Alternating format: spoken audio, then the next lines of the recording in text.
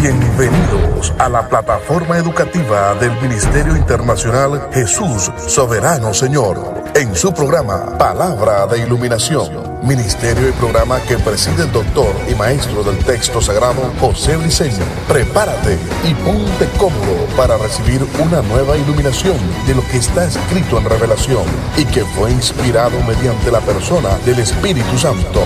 Sin más preámbulos, recibamos al doctor y maestro del texto sagrado José Briceño en su programa Palabra de Iluminación. Bendiciones.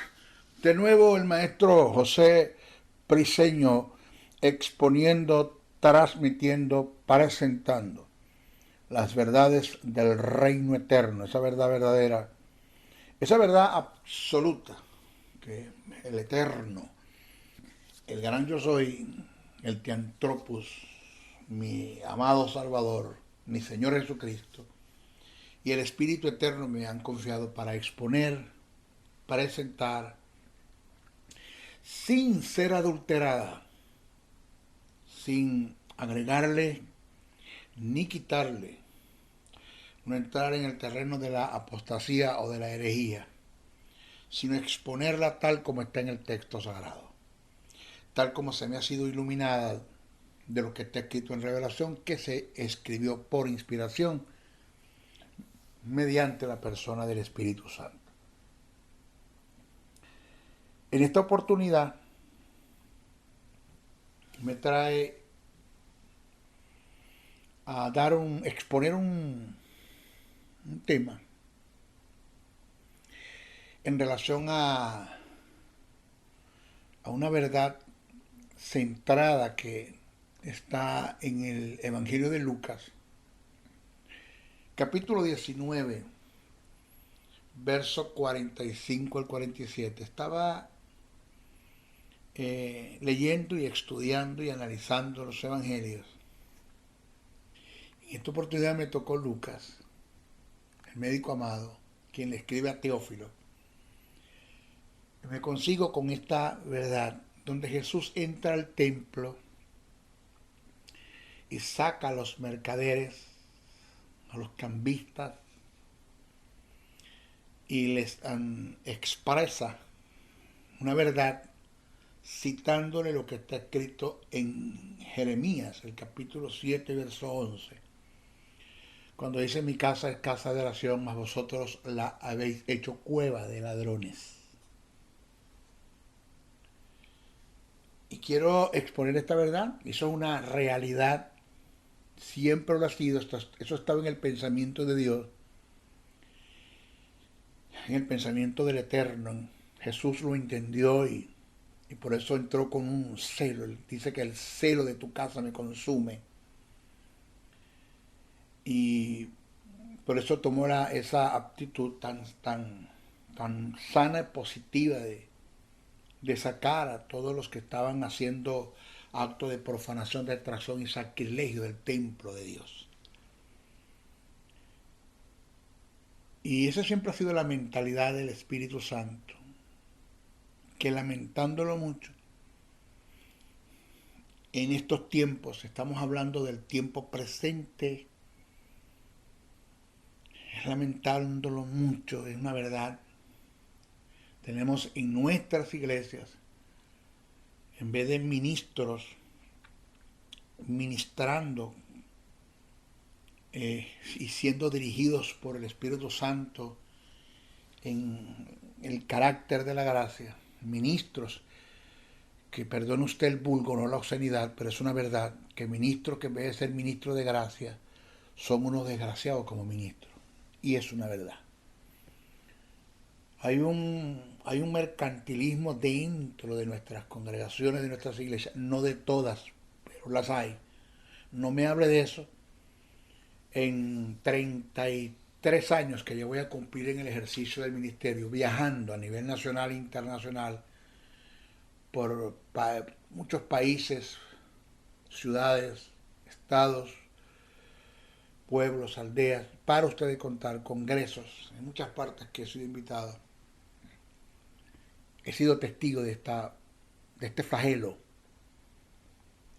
y de este gran pecado en el cual vi, según lo que está escrito en la Biblia, testigo de dos personas que cayeron muertos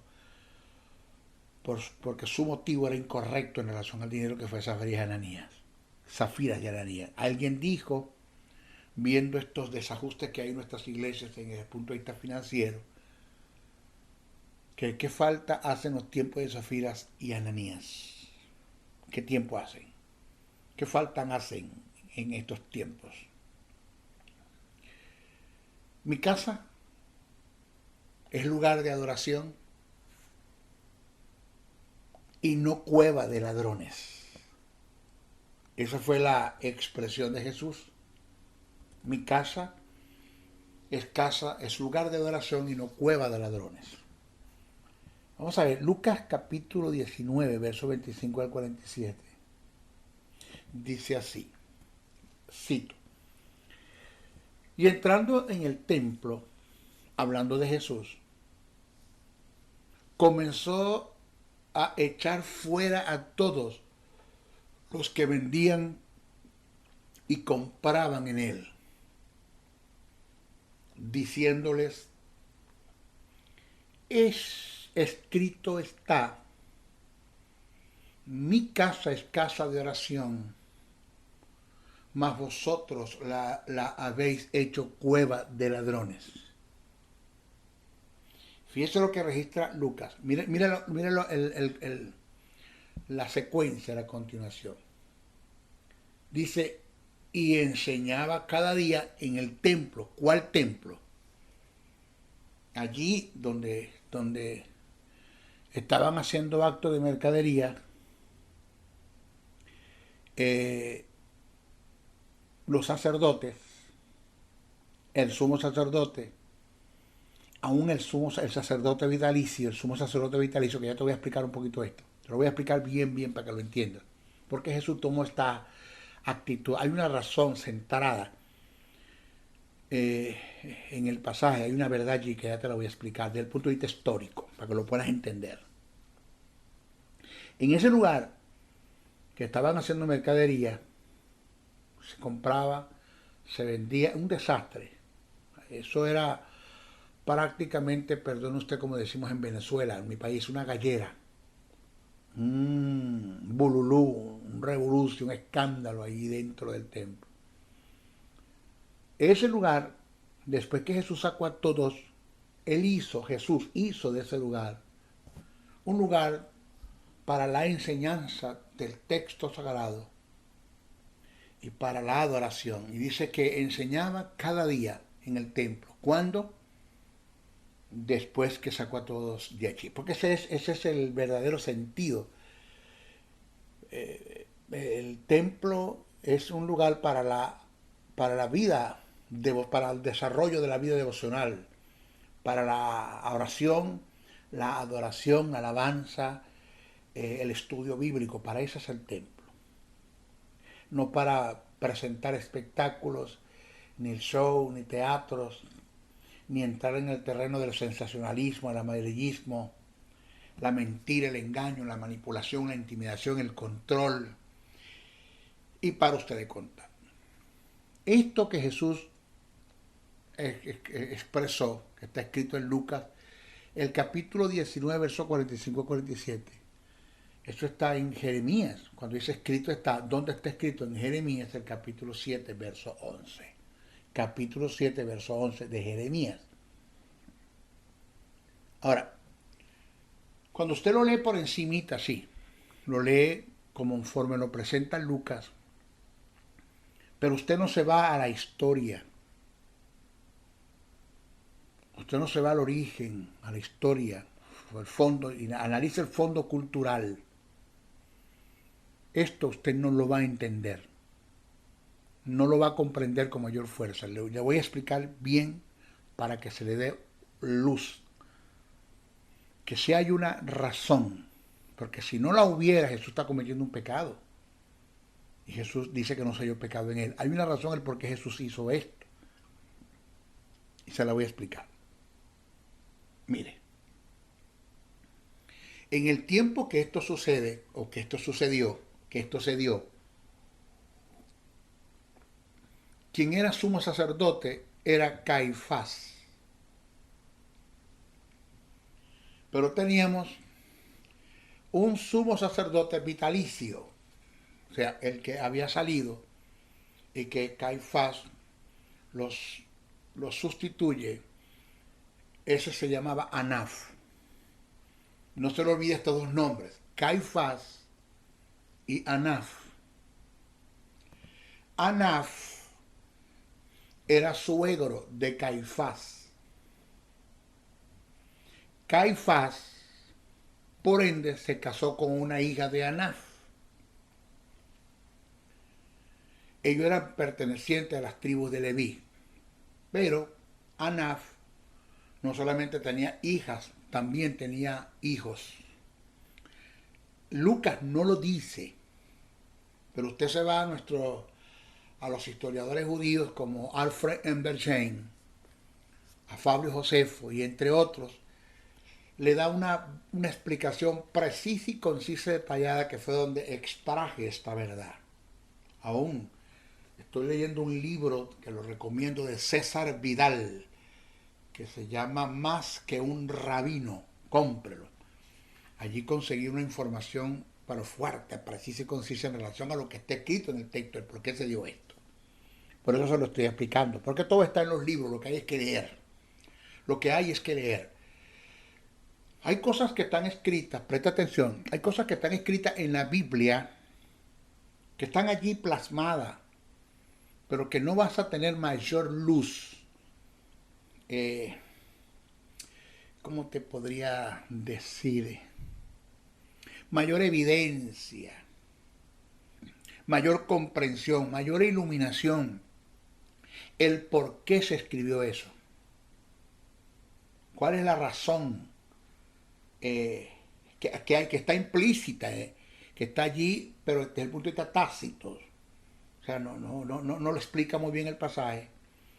Pero cuando te vas a las culturas, al contexto histórico, nuestros historiadores judíos, te vas a dar cuenta de la verdad del caso. Te explico. Sigo para que entiendas. En el día de la expiación, eso sucedió, esto que te estoy contando de lo que está escrito en Lucas, sucedió la misma semana que Jesús fue sacrificado, que Jesús fue crucificado, debo decir. Sucedió la misma semana. Se cree que fue un lunes que esto se dio. Eso sucedió la misma semana que Jesús fue crucificado. Por eso los fariseos, saduceos, los judíos, el Sanedrín buscó la forma de cómo quitarse a Jesús del medio, porque él tomó el dominio del templo durante esos días. Enseñaba cada día en el templo, esos días que le restaron.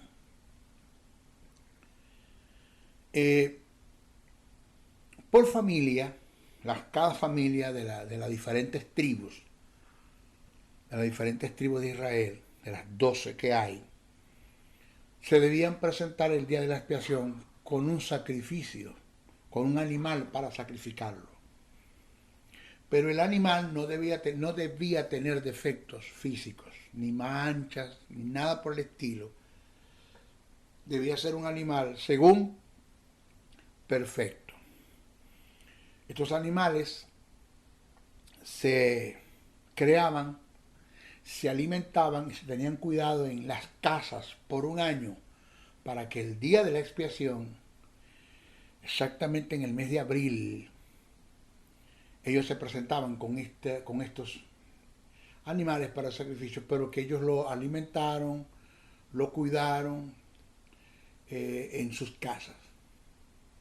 Cuando llegaban al templo, y presentaban el animal, pues había un descaro tan tremendo de parte de los cuñados de Caifás,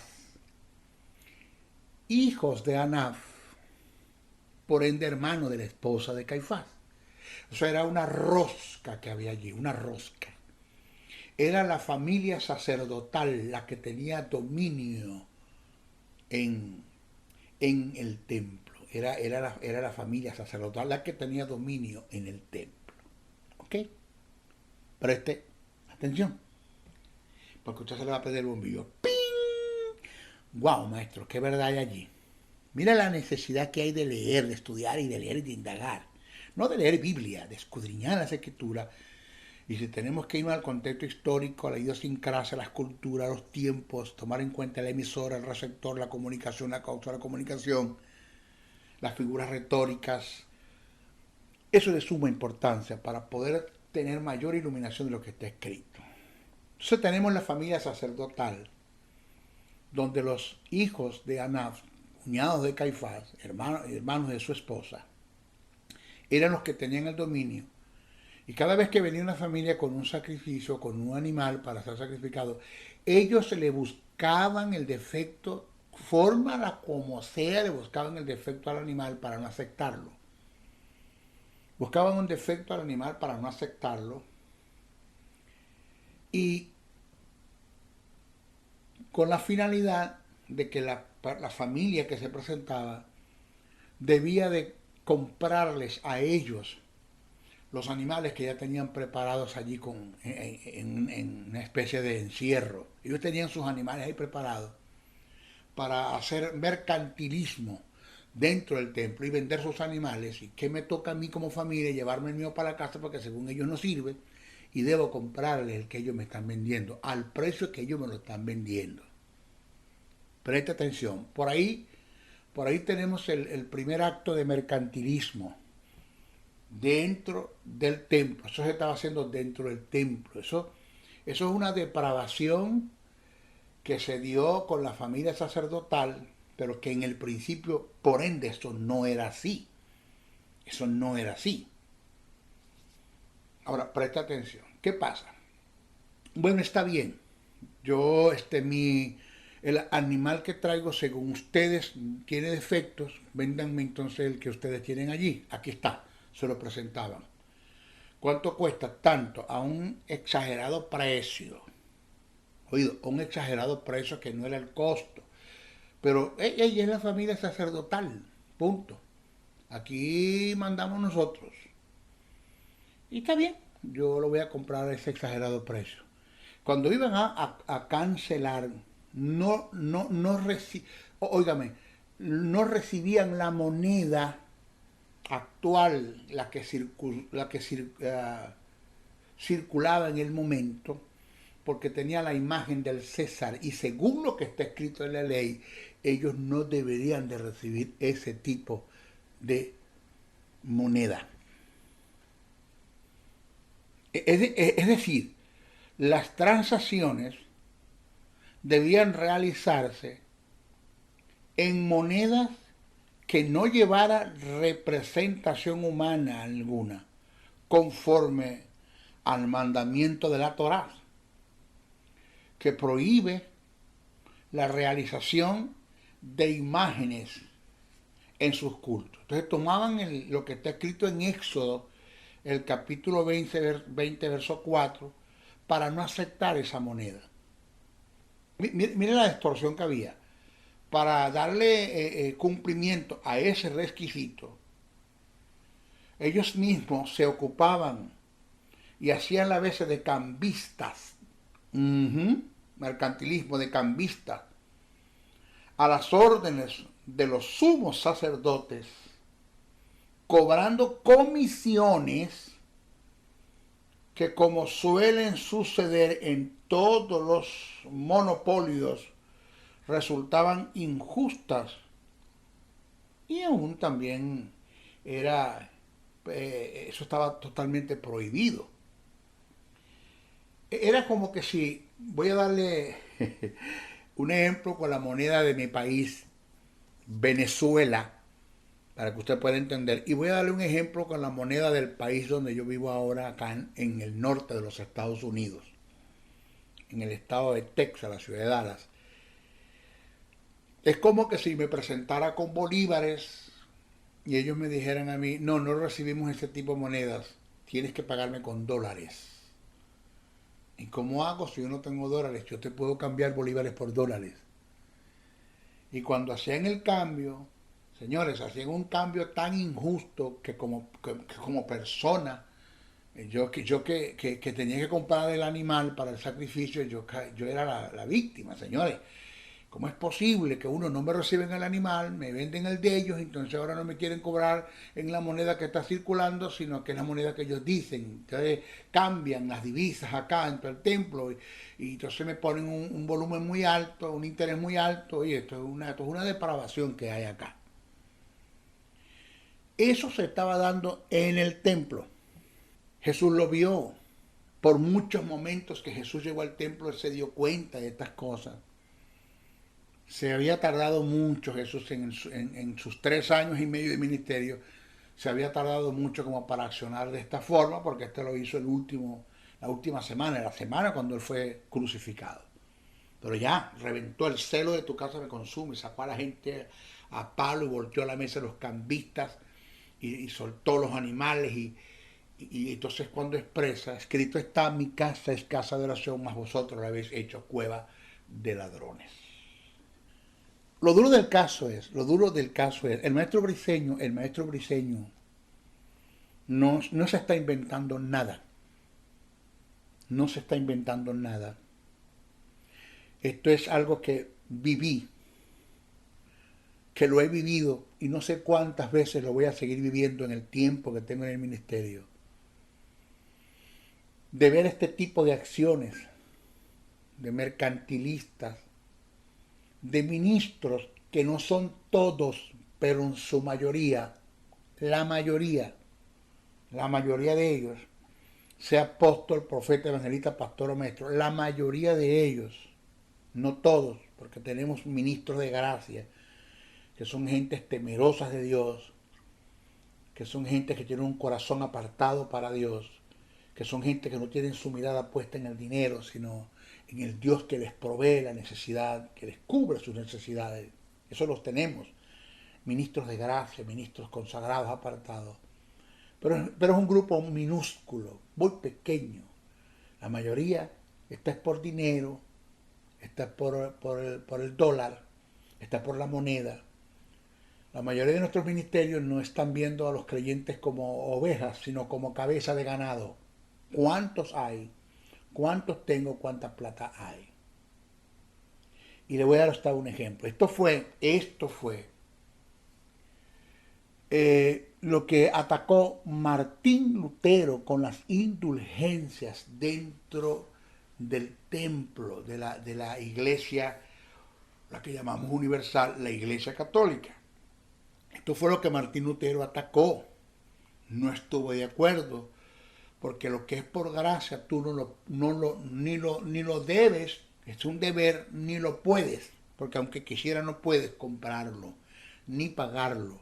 Ya hubo un precio que se pagó con mucho dolor, con mucho sacrificio, desde el Getsemaní hasta la cruz, hasta al descenso a los infiernos en la persona de Jesucristo. Nadie puede pagar un precio sobre lo que ya Jesús hizo en la cruz del Calvario. Eso está aquí.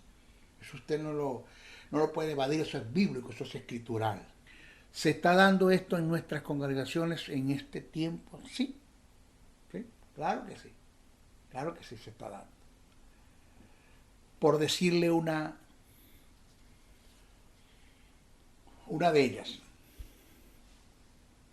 el pacto como indulgencia. El maestro Briceño fue invitado a Colombia a un congreso internacional donde ya yo aparecía en el afiche o en la publicidad, en el flyer. Ya teníamos los boletos comprados, todo preparado. Faltando 15 días para que el evento se diera, pues me llamaron y me dijeron que ya yo no iba a participar del evento. Recibí una llamada, me reservo el nombre, y me dijo: maestro, la causa por la cual usted no lo invitaron fue porque el coordinador del evento vio un video o escuchó una audio imagen suya, un mensaje en YouTube en las cuales usted habla en contra de los pactos que se hacen en las iglesias desde el punto de vista financiero. Cosa que usted lo explicó muy bien, dio las razones del por qué no está de acuerdo, y lo vimos que no era capricho suyo, sino que es una verdad bíblica, escritural, eso está allí en el texto sagrado. Y fíjese esto, si usted va a las escrituras, bíblicamente hablando, las escrituras afirman que Dios es un Dios de pacto. Pero Él, quien Dios, es el que pacta con los hombres. Dios es el que hace el pacto con los hombres. El hombre no está en un nivel para hacer pactos con Dios. No lo está. Bíblicamente hablando, escritural, póngamelo en la Biblia. El hombre puede hacerle una proposición a Dios y Dios es quien decide si dicha proposición pasa a ser un pacto entre él y la persona que hizo la proposición. Ahora, los hombres pactan con sus dioses, pero es en el paganismo. Repito, oído, los hombres pactan con sus dioses en el paganismo, satanismo, en el politeísmo, en la idolatría. Búsquese Jueces, capítulo 8, verso 33, usted lo va a conseguir. Póngamelo en la Biblia. Jueces, capítulo 8, verso 33. Pero según los principios bíblicos, los principios del reino eterno, según el pensamiento de Dios, los hombres pueden proponerle a Dios algo, pero es Él Dios, quien el gran yo soy, el que decide si dicha proposición pasa a ser un pacto. Que esto es lo que está revelado, plasmado, que esto fue lo que hizo Jacob ante Dios. Propuso en su corazón entregar el diezmo, el 10% de sus bienes. Y Dios tomó dicha proposición y la estableció como pacto entre él y Jacob. Pero fue Dios el que hizo el pacto. Jacob lo que hizo fue que propuso. Dios lo tomó como un pacto. Lo hizo un pacto. Debo decir, lo hizo un pacto. Pero se debe tomar en cuenta que dicha proposición, denominada voto, porque ese es el término que aparece en el texto sagrado, voto, la hizo Jacob teniendo como fundamento una palabra que recibió de Dios en un sueño. Señores, pero Jacob no se inventó un pacto y no trató de comparar el favor de Dios con un pacto. No. El favor de Dios ya estaba anticipado. Y Jacob, en agradecimiento, levantó un altar, adoró e hizo un compromiso en su proposición en agradecimiento ante Dios. Pero quien hizo el pacto fue Dios con Jacob. Jacob le propuso a Dios un voto y Dios tomó el voto y lo hizo un pacto. Váyase usted a Génesis, el capítulo 28, verso 20 al 22, y dice, mire lo que dice el texto. E hizo Jacob voto, diciendo, si fuere Dios conmigo y me guardare en este viaje en que voy, y me diere pan para comer y vestidos para vestir, y si volviere en paz a casa de mi padre, Jehová será mi Dios, y estas piedras que he puesto por señal será casa de Dios. Y de todo lo que me dieres, el diezmo apartaré para ti. Eso que hizo Jacob, votó, según lo que está escrito en el pasaje, Jehová lo toma y hace un pacto de ello. Fíjese, entonces el hacer pactos con Dios, tratando de comprar el favor de Él, es un tipo de soborno.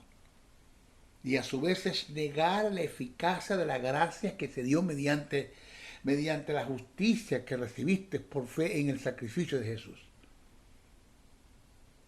O sea que nuestras bendiciones desde el punto de vista posesional están adjudicadas a la capacidad que tengas para recibirlas, no de los pactos que tú haces con Dios. Tú no le puedes torcer a Dios la mano con un pacto,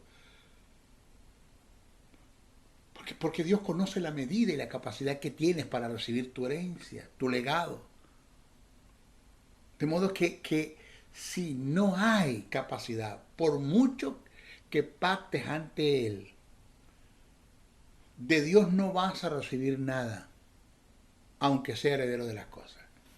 Nunca te olvides que una cosa es hablar de mi herencia, de mi legado, de mi bendición, desde el punto de vista posicional. Y otra cosa es hablar de mi herencia, de mi legado, de mi bendición desde el punto de vista posesional. Entonces, posicionalmente yo fui bendecido con toda bendición espiritual. Ahora falta que posesionalmente yo tenga la capacidad para recibir esa herencia. Que yo tenga una capacidad para administrar lo que Dios me va a dar. Esto no tiene que ver con pactos. Lo que pasa es que yo sé, esto lo dice el maestro Briceño, que decirle a un pueblo pacten con Dios es la mejor forma de quitarle el dinero al pueblo. Eso es atracarlo a Biblia armada. Eso es una desgracia. Eso no se hace. No se debe hacer porque de que lo hace, lo hacen.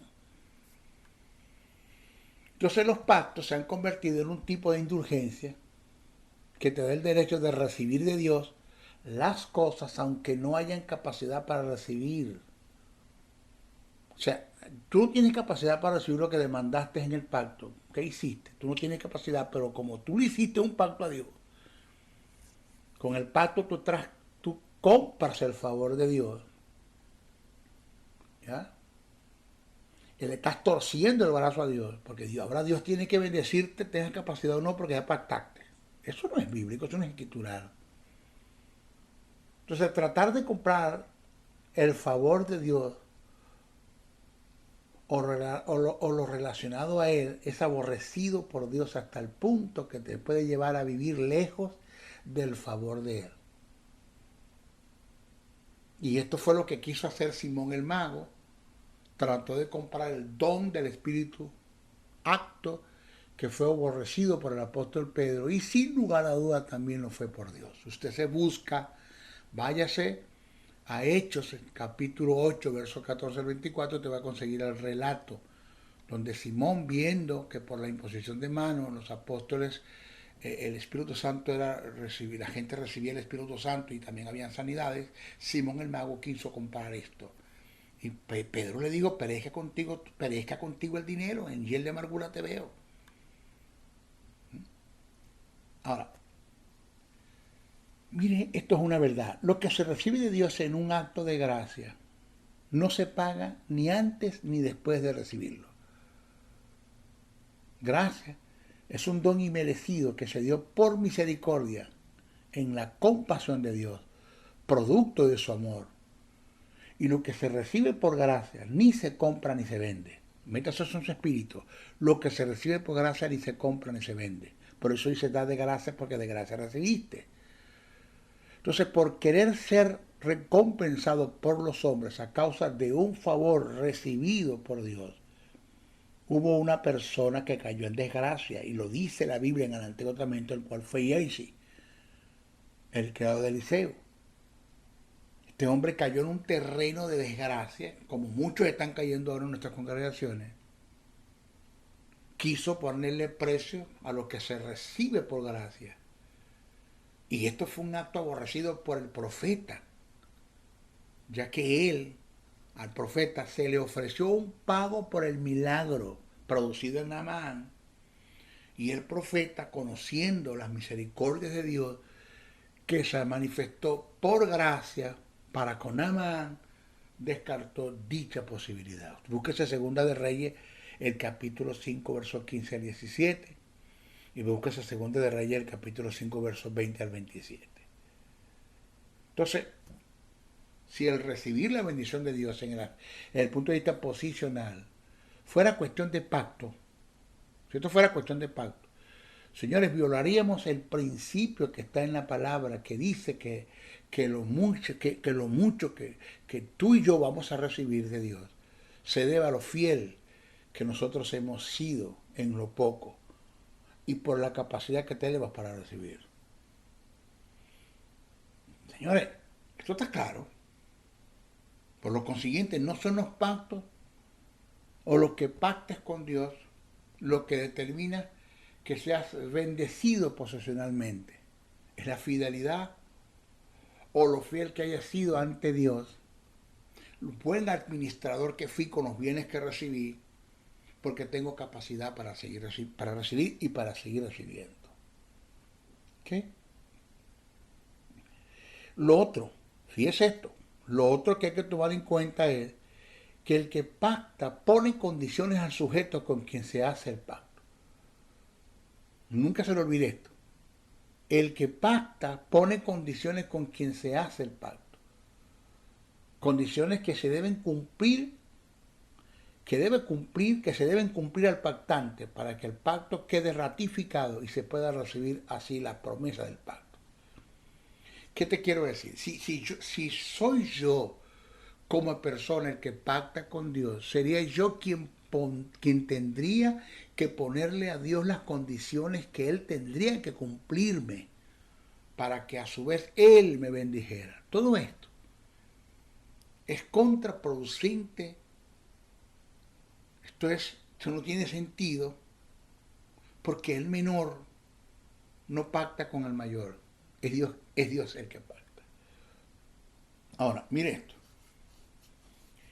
¿De dónde sale esto, el hacer pactos con Dios? ¿De dónde sale esto? Se deriva de algunos pasajes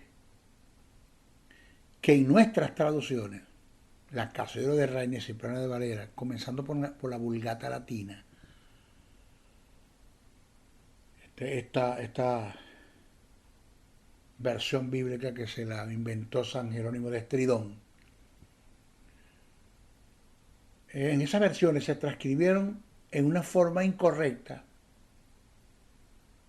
algunos pasajes que de ahí los toman, así como está escrito, pero que en verdad no se escribió. Eso no está escrito en el texto, originalmente no se escribió así.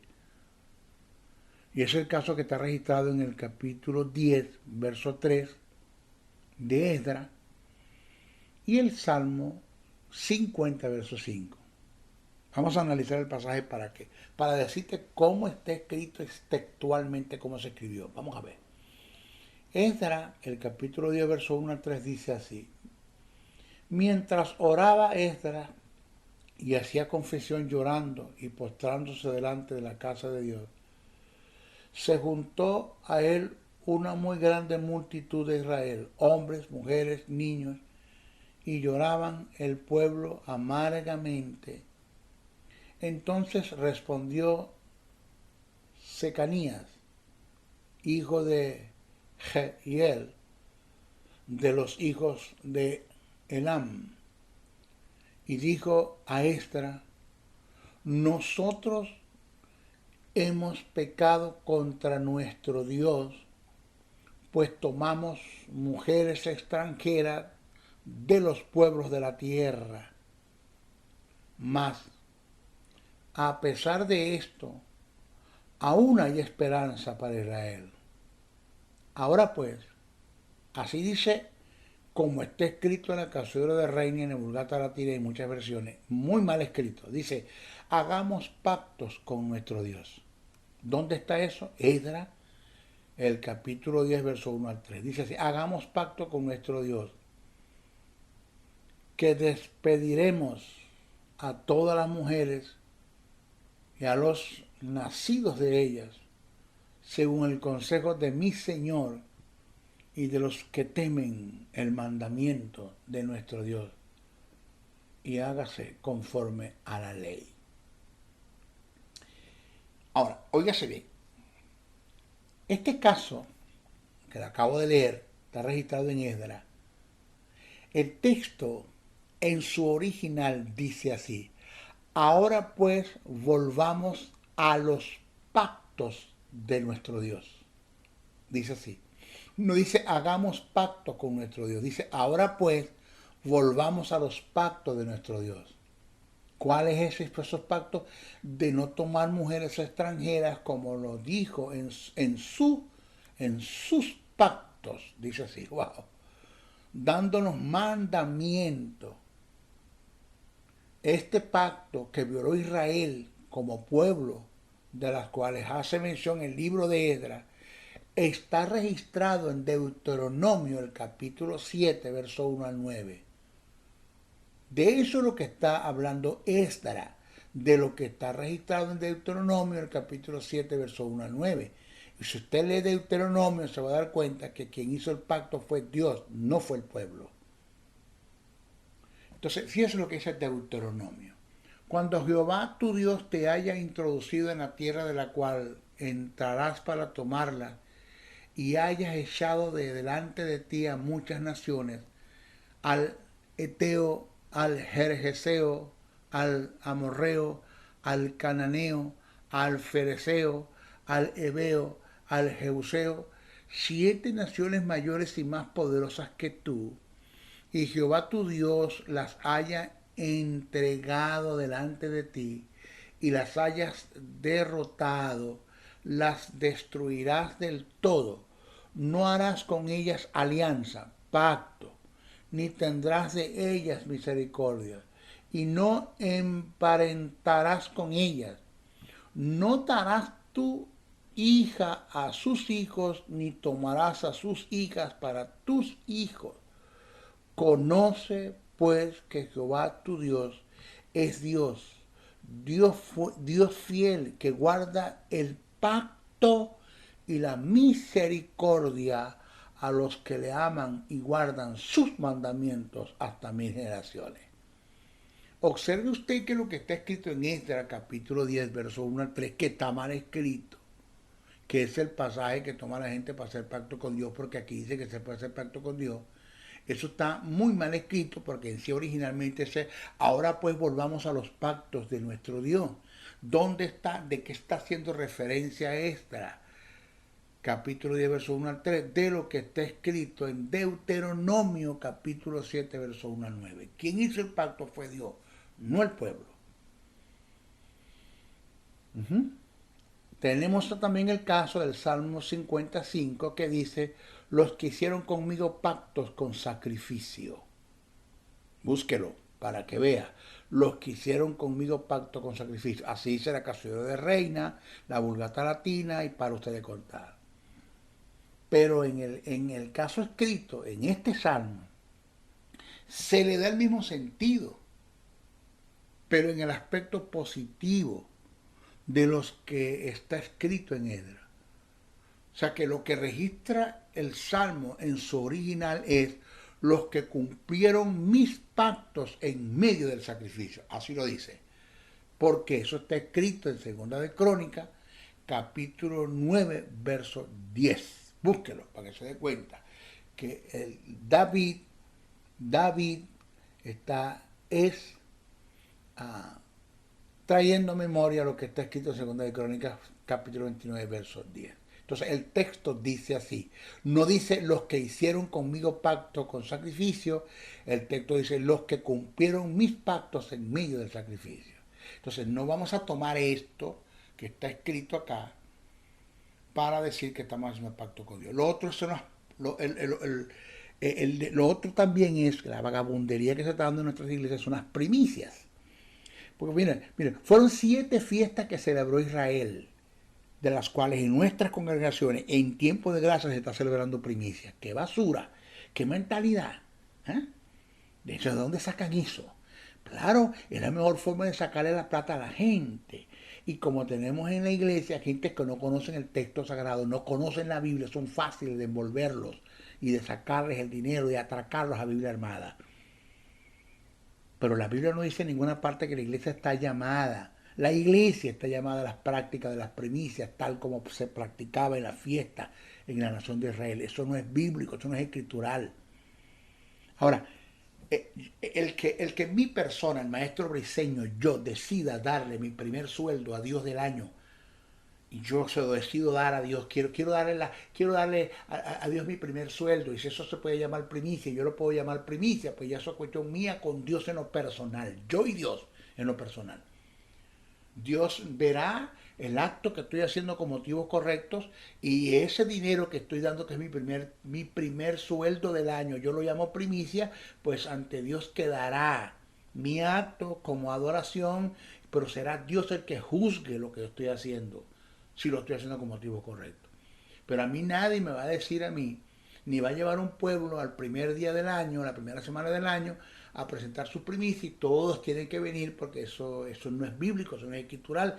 La iglesia no está llamada a estar celebrando primicias. Porque otra cosa, el que no lo haga de la congregación, señores, entra en maldición. Porque es un llamado del patriarca, del pastor, del ungido, del apóstol, señores. Y lo que el apóstol diga acá, aquí se hace. Manipulación, intimidación, control, un ladrón, un atracador, eso es lo que es, más nada. En nuestra próxima clase voy a presentarte también la gran mentira, la manipulación, la intimidación, el control que hay en relación a las prácticas del diezmo. Si eso quedó establecido en el texto sagrado, en la dispensación de la gracia, en lo que los apóstoles escribieron, como mandamiento, bien sea en forma impositiva o imperativa para la iglesia. Te voy a hablar en relación a esa verdad. ¿Hasta dónde una persona puede decir que quien no diezme, atribuirse esa autoridad de parte de Dios, que es pecado? Eso es, ni siquiera saben el terreno que están cayendo, de maldecir a un pueblo y decirle que el que no diezme es un maldito, es un ladrón, y hasta el punto que lo acusan con el diablo, con el devorador, y lo intimidan, lo manipulan, lo controlan, y lo llevan a las prácticas del diezmo, prácticamente obligado. Te voy a explicar bien hasta dónde eso es una verdad que de paso no está en la Biblia en ninguna parte. En la dispensación de la gracia, los apóstoles no escribieron nada en relación al diezmo. Voy a presentarte acerca de lo que es dos grandes flagelos que están en muchos ministerios dentro de nuestra iglesia, que es la codicia, que es la avaricia, que desde el punto de vista psicológico se ha demostrado que es un tipo de enfermedad. Voy a hablarte acerca de lo que es el amor al dinero, ese término que utilizó Pablo cuando escribe a Timoteo, filalguria, amor al dinero. Y voy a presentarte la verdad en relación al dinero que Jesús presentó en uno de sus discursos, hablando de lo que es mamón. ¿Qué es un mamón? ¿Qué está hablando Jesús? ¿A qué Jesús se está refiriendo? Esa es nuestra segunda parte, para que usted se dé cuenta que ahorita tenemos el tipo de ministros que están haciendo de la casa de Dios, que fue un lugar, o que debe ser un lugar apartado para la oración, la adoración, la alabanza, para el estudio bíblico, lo están haciendo, es una cueva de ladrones. Así, cueva de ladrones. Unos perfectos atracadores, saqueadores que tenemos en nuestras congregaciones, la mayoría. Cuenta le van a tener que dar a Dios por esto, porque ahorita están disfrutando del dinero que le están quitando al pueblo, las casas que tienen, los yates, los aviones privados, y para ustedes contar. Ahora, pero cuando mueran, nada de eso se van a llevar, nada de eso se van a llevar. Todo eso se va a quedar acá. Cuando John Rockefeller muere, uno de los más grandes multimillonarios que tuvimos acá en el norte de los Estados Unidos, cuando John Rockefeller muere, su hijo le preguntó a su contador cuánto dejó mi padre, y el contador le dijo todo, porque es que nada se pudo llevar. De acá usted no va a sacar nada, usted no se va a llevar nada, usted nació desnudo, usted se va desnudo. Lo duro del caso es cuando te presentes ante la presencia de Dios, ¿qué le vas a decir en el tribunal? ¿Qué le vas a decir? O sea, ahorita eres rico, tienes dinero, tienes bienes, tienes casas, tienes carros, tienes yates, y todo lo lograste con la manipulación, la intimidación y el control de cómo atracaste, saqueaste al pueblo, mentiste al pueblo, fuiste hasta influenciado por el diablo para hacer eso, es ahorita, pero en la eternidad, solo la eternidad te va a revelar la verdad, y la Biblia lo dice, Apocalipsis está escrito, ante mí eres un pobre, miserable, desnudo, desventurado. Eso es lo que dice el libro de Apocalipsis. A los que se creen, a los que tienen, a los que obtuvieron riquezas en una forma descarada dentro del pueblo de Dios. En nuestra próxima clase vamos a conversar un poquito acerca de este asunto. ¿Okay? Se despide el maestro Josué Briceño hasta nuestra próxima oportunidad. Bendiciones, bendiciones, bendiciones. El doctor y maestro del texto sagrado José Briceño se despide hasta una nueva intervención en su programa Palabra de Iluminación, el cual está bajo la cobertura del Ministerio Internacional Jesús Soberano Señor. Para la comunicación, escríbenos al correo electrónico jesussoberanosenor@gmail.com o comunícate al WhatsApp +1 786-604-3352. Te esperamos en nuestra próxima intervención de tu programa Palabra de Iluminación. Bendiciones, bendiciones, bendiciones.